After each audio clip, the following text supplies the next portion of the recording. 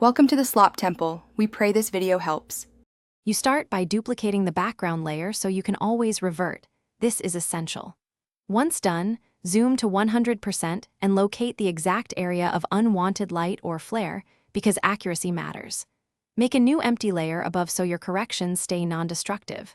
Then select the spot healing brush or the clone stamp depending on texture complexity. Try spot healing first for simple hotspots. Make short, controlled strokes and sample nearby clean pixels when using clone stamp to preserve texture and tone.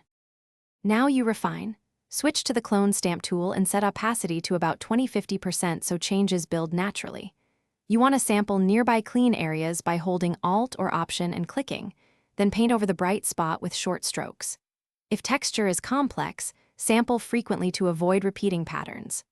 Once the area looks close, reduce the cloned layer opacity or add a layer mask and paint with a soft black brush to blend edges. This keeps tonal transitions smooth and believable.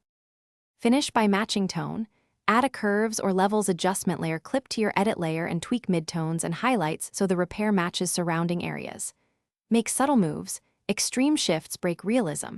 If you see hard seams, apply a small Gaussian blur to the mask edges or feather the selection to smooth transitions. Make sure to toggle the edit on and off to compare.